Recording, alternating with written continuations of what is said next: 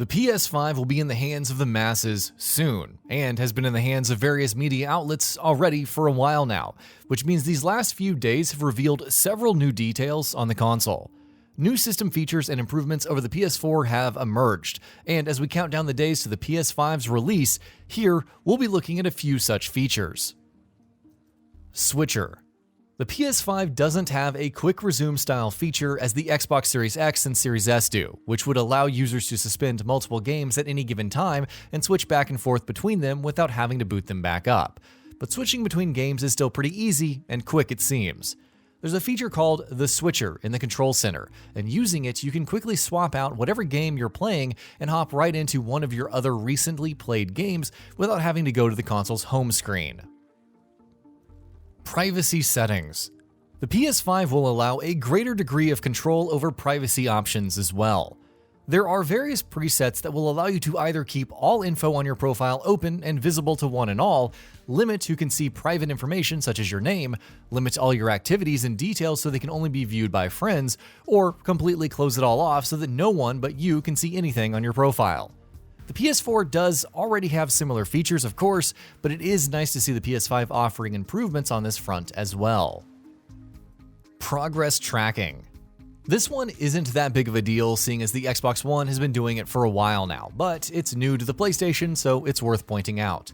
The PS5 now tracks the progress you've made towards unlocking each individual trophy of a game. So if, say, you want to see how far away you are from getting that trophy for nabbing a certain number of collectibles in a game, the PS5 will tell you very clearly how many more collectibles you need to acquire for it. Keyboard improvements.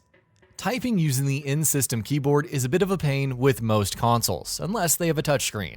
The PS4 made things a bit easier with its touchpad, and the PlayStation 5 too is adding some small but smart touches to make things a bit easier. For instance, the keyboard now has word completion, which is done by pressing R1. There's also a dedicated tab for emojis, which is a nice bonus. Media Gallery. The PS5 has also cleaned up its media gallery considerably, with separate tabs for individual albums and automatic trophy-specific captures, as well as the ability to set specific screenshots or clips as your favorites. And yes, the captures that you set as your favorites can also be viewed in a separate tab all of their own. Capture settings. The PS4 was already ahead of the curve as far as capturing and sharing features were concerned, and the PS5 is taking things a step further. When you press the Create button, you can easily access a menu where you can tinker with various settings for your captures. These include the file formats of captured images or videos, whether or not you want to include the audio from the DualSense's mic, whether you want to record gameplay at a 1080p resolution or a 4K resolution, and more. Game and app settings. Ease of use and convenience is something that the PS5 seems to be emphasizing quite heavily, and this is a great example of that. The console will allow players to change system-wide settings that will apply to all games that you play by default. Using this feature, you can set your own personal default settings for things such as whether or not you want to enable subtitles, whether you want to play in performance mode or resolution mode, and what difficulty setting you want to play on, and more. And all of these will automatically be applied to all games you play. Game Hub. The Switcher is a decent substitute for quick resume style game swapping on its own, but with the Game Hub feature, it comes even closer to that sort of ease of use. In the Switcher menu, you can also jump into a game's hub, where you can browse through that game's activity cards. Activity cards, as we know well by now, will allow users to jump directly into specific parts of games. Put together, the Switcher and the activity cards will let players exit one game and jump directly into a specific part of another, without having to go into the console's menu, without having to boot up another game, and without having to sit through the cold boot and menu screens of that game. Accolades. Sony have talked often about how they want the PS5 to offer a much more social experience, and the console's new Accolades feature is one of several ways it does that. Accolades are exactly what they sound like. Once during every multiplayer match, you can anonymously hand out an accolade to another player that isn't on your friends list, and others can give one to you for good behavior, essentially. That can entail being helpful, being a good sport, or being welcoming of other players. Library. Sorting through your game library is also going to be a much cleaner experience on the PS5 than it has been in the past.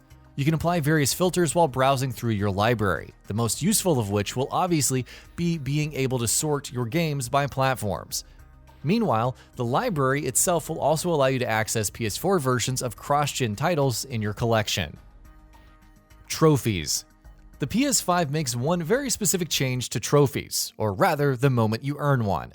While the PS4 automatically takes a screen grab of the moment you unlock a new trophy, on the PS5 that's been upgraded to a video clip of a few seconds, which means you can share the gameplay or story sequence that earned you that trophy much more easily.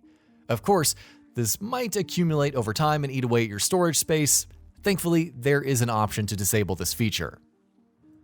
Activity log. Keeping a record of how many hours you've put into all the games you've played seems like such a fundamental feature that all consoles should have, but rarely ever do. The PS5 thankfully does have that feature. It tracks your playtime across all the games you've played, and this applies not only to PS5 games, but also to PlayStation 4 games. Mute button. The DualSense has a lot of new stuff to boast about, but while its adaptive triggers and haptic feedback will be dominating many headlines over the coming weeks, it has some other new features as well. For instance, there's the mute button, which can be pretty nifty as well.